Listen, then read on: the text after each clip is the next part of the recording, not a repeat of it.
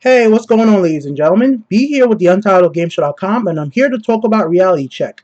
This is basically going to be a video response to the latest episode, and if you do not know what Reality Check is, it's a great show featured on GameSpot.com, not GameStop, GameSpot.com. It features Cam, as you can see right here. He's one of the hosts of the show. Well, he's really the only host of the show, but he had a really great episode this weekend. He's talking about the conspiracy of paid reviews from publishers like EA, Sony, Microsoft, and does his site, IGN, Polygon, and so on, get paid reviews?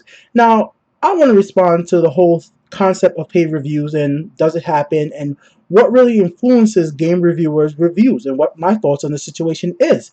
Now, his video, you definitely should watch it because he doesn't really talk about paid reviews. He talks about more or less the conspiracy. Why do people believe in conspiracy? And it was a really great episode. Go check it out. I'll have a link in the description. But for right now, let's go ahead and I'm going to give you guys some Resogun gameplay from my PlayStation 4 for you guys to check out. This was basically my first time playing the game. So here you go. You can enjoy that in the background while I talk about some game reviews. So what is going on is basically, I don't think that reviewers are getting paid for their reviews. I think more or less what happens is reviewers do their reviews and they give it a score. That's basically the general gist. It's opinionated. Reviews are opinionated pieces.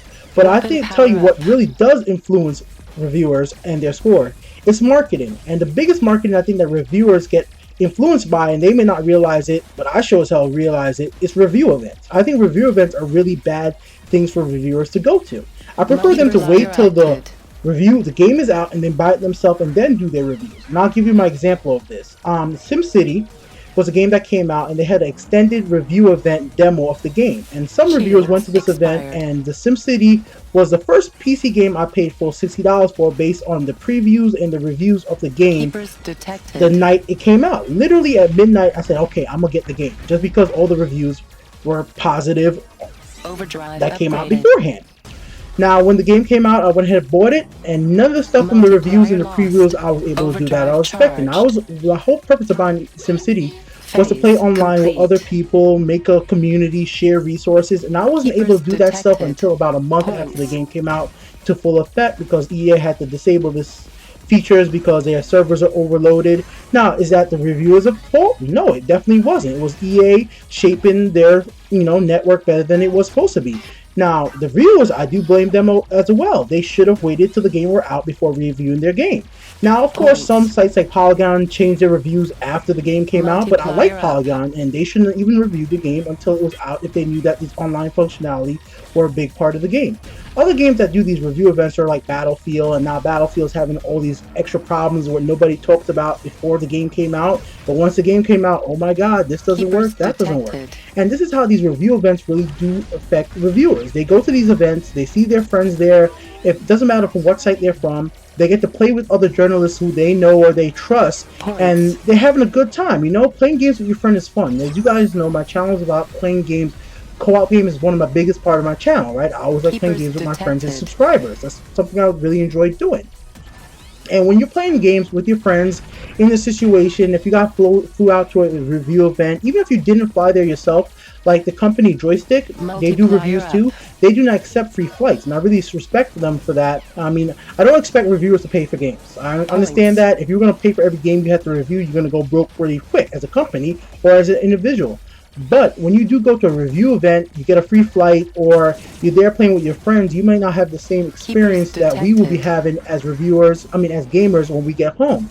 We're not going to have the perfect connection. We're not going to be able to, always find a good match. Assassin's Creed, I wish that some of these reviewers would really talk about Assassin's Creed for the PC. Assassin's Creed for the PC, just for the multiplayer aspect, should be getting a horrible scores. The PC version of Assassin's Creed is completely broken, guys. I have 4 different friends that have the PC version, including me. I have the PS4 version, and friends bought me the PC version so I could play with them. The PC version online is so broken compared to the PS4 and every other consoles that my friend who has it too. It's unbelievable. But you don't hear about this as much on the reviews. You hear about the single player. It's just, I know Assassin's Creed didn't have a review event per se for the PC, but that's my point. Review events are not good because you're not playing it in an environment that everybody else could play as well. And that's really what I'm trying to get at. I mean, I can understand if you want to play the game early and the publisher is not going to send you a copy of the game, then good. Don't review the game early. Don't review it. If that's how they want you to do it, don't review it. A lot of times I'm okay waiting until the game comes out. If it's a game that I was questioning if I was going to buy based on the review anyways, then I will wait till the review is out personally. I'm not sure if other gamers are like that as well.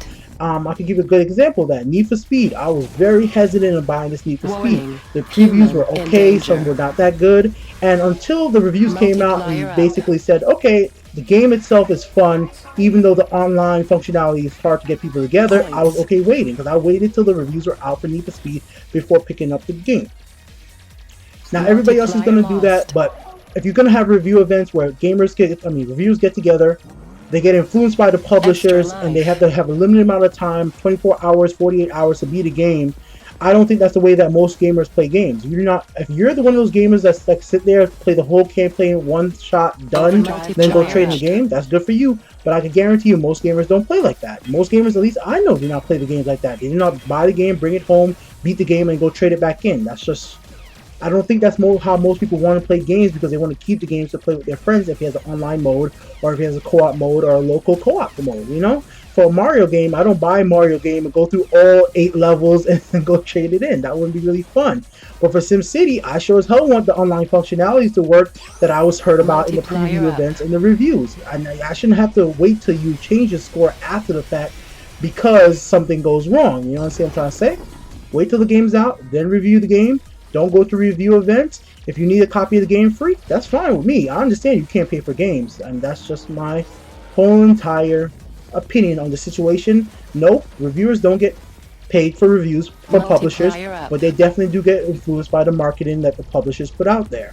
And, you know, that's influencing. You know, we are supposed to be getting influenced by these, you know, hey, look at this high def like trailer with Call of Duty, we got guys in space, you know, we had all the guys like at the podcast. I listen to a lot of different podcasts talking about the Call of Duty dog and how great, like, you know, they talk about this stuff, and they obviously they have to review the games as well. And that's where I say these real events actually really affect them.